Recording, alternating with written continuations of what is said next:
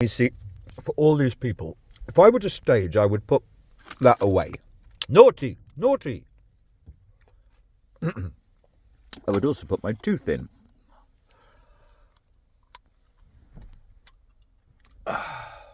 Please note, only because they're markdowns, 57p.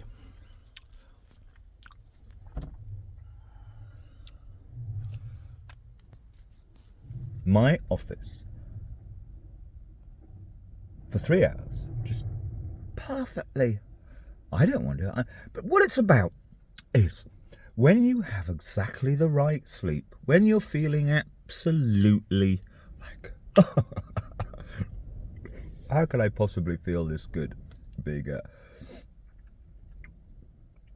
an old goat with every single DSM, what are we on, 5?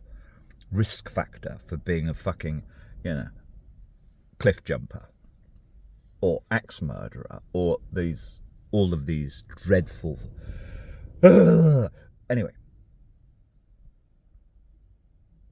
wake up, fantastic sleep, great nature, great solitude, great being in touch with the earth.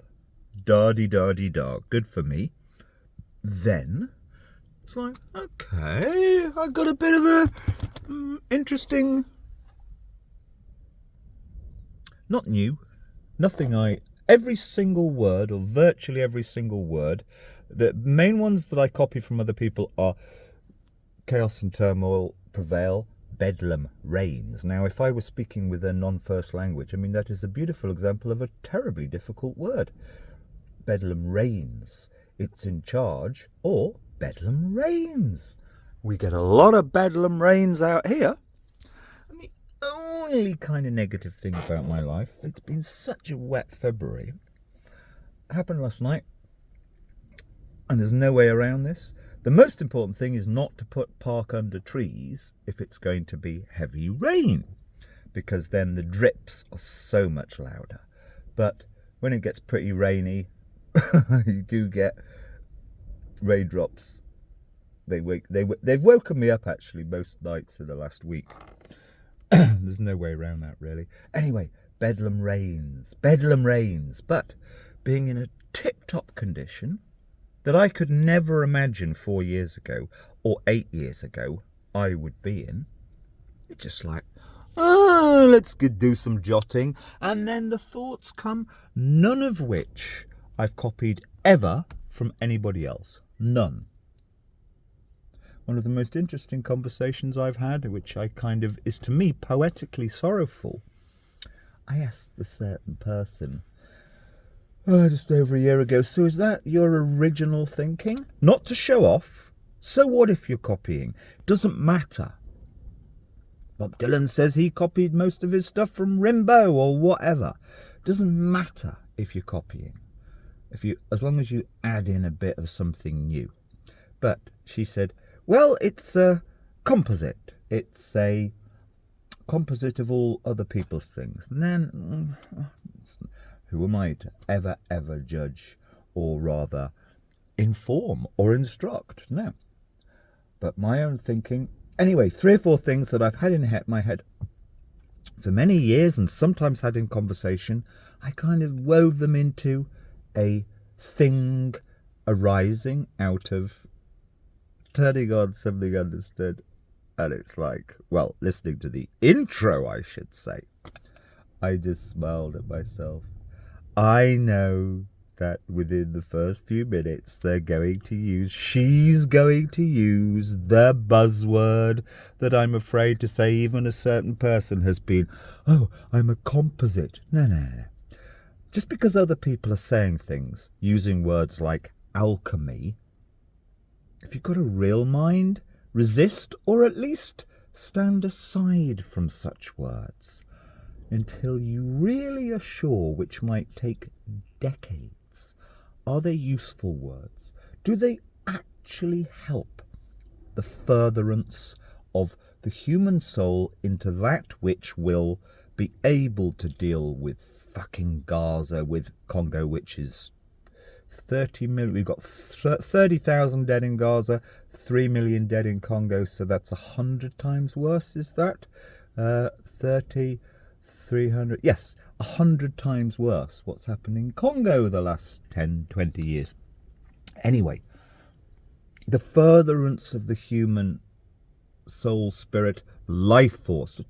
I deliberately don't use the word spiritual. If I've used the word spiritual, it's almost kind of as a skit. It's impossible to know what spirituality is.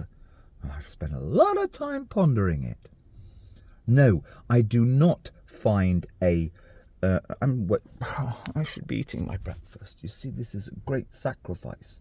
No, there are no words that are the key in anybody who speaks about spirituality. I kind of figured that myself years ago.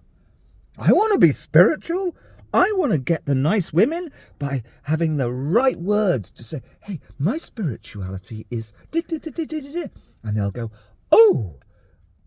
Well, they won't admit it, or they might do. I don't know what they do.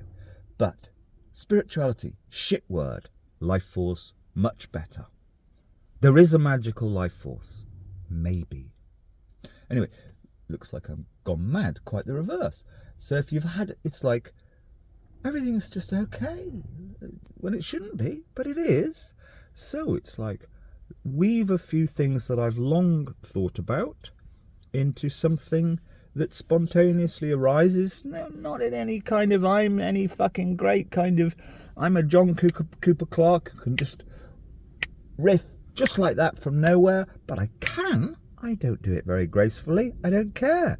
It's the point that I can. I couldn't. I wouldn't even dare to string a few lines together and say, well, these are poetic. 15 years ago, I would not dare do that, ever. Never, never, never, never. The word poetry used to make me actually feel quite ill. I liked a few good poems, a few of the great poems, but it's like, I can't be that. I can't have it's not rhythm in your soul. It is actually, I think I've put it into quite good words, it's actually just realising you don't have to have your feet on the ground, which is a terribly difficult allegory, but the enforced words such as, and I've studied, because I came across the word liminal about 13 years ago, I'm like, wow, that kind of describes where I've been. I've been in the boundary layer. I've been, liminal correctly means I'm above the atmospheric boundary layer, this turbulent layer that's a bit crazy, but not crazy because the laws of physics keep it exactly in the same place, and that's the important thing. It's like I kind of know about that layer that's 70,000 feet, I think. What's that in Serbians? 20,000 meters. I kind of know about, I might be off there by a factor of 2. I kind of know about that place. It's great, it's wonderful, but it's not a very good way of describing it, actually, because it becomes too special. It becomes only certain people with Elon Musk's masturbatory self-belief can get up there into that liminal boundary layer where the ordinary atmosphere no longer pertains or keeps you alive, and you're kind of, I can't stand the word surfing, but you're there on a magic carpet that's buffeted along above the ordinary atmosphere in rarefied air, and you may be able to hang on to the magical carpet, or you might die, you might fall off, or you might die of hypoxia. It's not a very good allegory, and so many, and it's all the same. They're all the same. Oh, I was a professor of Bing Allison fucking Hallett at fucking university and blah blah blah. I know things. I can put them in special ways, but they're just copying each other, actually. It's like somebody used the word liminal somewhere, and it became very popular. It's a shit word, actually, unless you really, because it's got to be risky also. So, being as they all stole that word, and kind of any 13-year-old with an Instagram account who says things in poems which are a little bit different is liminal. Sorry, no. Maybe a better allegory is, yeah, somehow, but you can't say, I've defied gravity. No, that's important. It's important not to be fighting. It's important not to be battling. You just persist, and sometimes gravity no longer seems to apply. So you don't have to be. It's all right. You don't have. I was the person who had their feet obsessively on the ground more than anybody in humanity till about 15 years ago. Even though have always been turned on by the poetical words of people like Kevin Coyne, Bob Dylan, etc.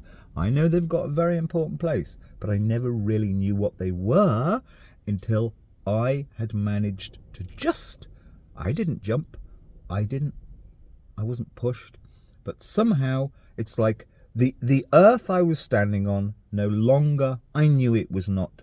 It's not a case of it didn't make any sense. I know it's full of fucking toxic fucking mud.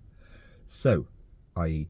contemporary British society, as represented by 2 or 3 actual individuals who, nothing to do with me, fucked my life as of about 15 years ago. But it's like, somehow I gotta be treading water. Ah, yes, that's the metaphor. Right, it's like you're treading water in the air above the ground. Not very far. You don't want to be, don't look too high, you might not fall down, or whatever the great poetical lines are from Emerson, Lake and Palmer, Greg Lake. It's like, yeah, you're treading water, you're treading air. You're treading air just above the ground. It's important not to be elevated. If I could get there, and to my huge surprise, stay there, not all the time, meaning it's not tiring. You don't want to be of the air when most other people are stuck with their feet firmly on the ground in the mud. You don't want to be different, but you can get there easily. And the most amazing thing, I see, I've sacrificed my breakfast. Oh well, shut the fuck up.